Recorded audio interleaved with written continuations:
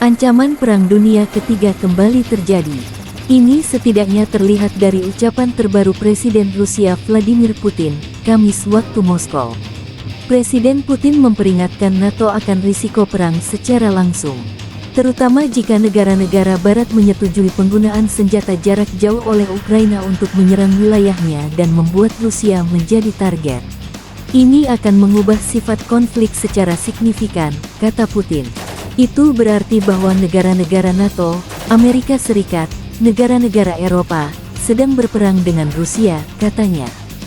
Jika demikian halnya, maka dengan mempertimbangkan perubahan sifat konflik, kami akan mengambil keputusan yang tepat berdasarkan ancaman yang akan kita hadapi.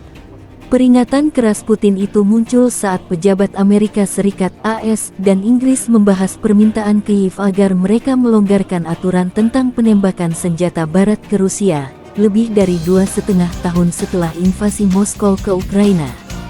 Sebagai informasi, Presiden Ukraina Volodymyr Zelensky memohon kepada sekutu Barat untuk membiarkan Ukraina menembakkan rudal termasuk ATACMS jarak jauh AS dan Storm Shadows Inggris ke dalam wilayah Rusia. Menteri Luar Negeri AS Antony Blinken dan Menteri Luar Negeri Inggris David Lammy telah mengisyaratkan bahwa pembatasan tersebut mungkin dicabut minggu ini, dengan dalih pengiriman rudal balistik Iran ke Rusia. Iran telah membantah mengirim rudal apapun ke Rusia, menyebut tuduhan itu sebagai perang psikologis oleh negara-negara yang terlibat dalam mempersenjatai Ukraina. Kanselir Jerman Olaf Scholz sehari setelah pernyataan Putin menegaskan Jerman sebagai anggota NATO tidak akan pernah mengizinkan Ukraina memakai senjata jarak jauh NATO menyerang teritori Rusia karena sama halnya menyeret NATO ke dalam perang melawan Rusia. Senada dengan Kanselir Jerman, London secara resmi membantah laporan media bahwa mereka telah memberikan izin kepada Ukraina untuk meluncurkan serangan dengan rudal Storm Shadow di dalam wilayah Rusia. Departemen Luar Negeri Amerika juga melalui pernyataan resmi menyatakan bahwa Amerika Serikat belum siap untuk mengumumkan pencabutan pembatasan serangan jarak jauh oleh Angkatan Bersenjata Ukraina jauh ke dalam Federasi Rusia dan tidak ingin berspekulasi tentang hal ini.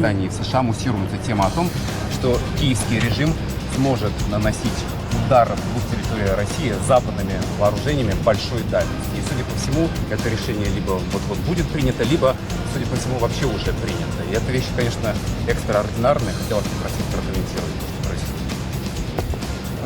Происходит попытка подмены понятий, потому что речь не идет о разрешении или запрете киевскому режиму наносить удары по российской территории. Он и так наносит с помощью беспилотных летательных аппаратов и другими средствами. Но когда речь идет об использовании высокоточного оружия большой дальности западного производства, это совершенно другая история.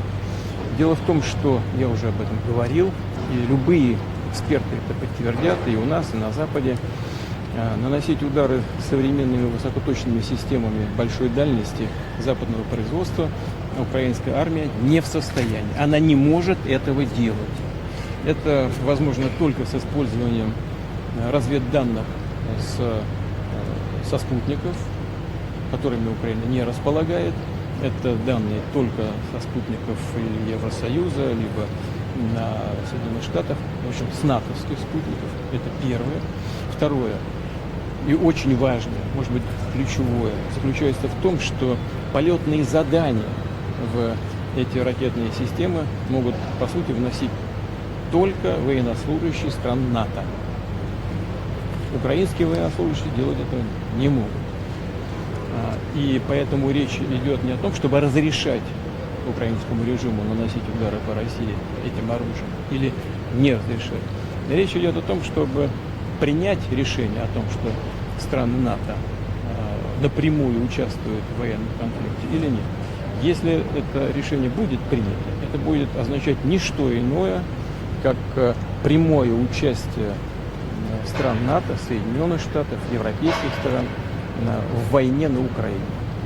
Это их прямое участие. И это уже, конечно, существенным образом меняет саму суть, саму природу конфликта. Это будет означать, что страны НАТО, США, европейские страны воюют с Россией. А если это так, то, имея в виду изменение самой сути этого конфликта, мы будем принимать соответствующие решения, исходя из тех угроз, которые нам будут создаваться. Download Tribun X sekarang, menghadirkan lokal menjadi Indonesia.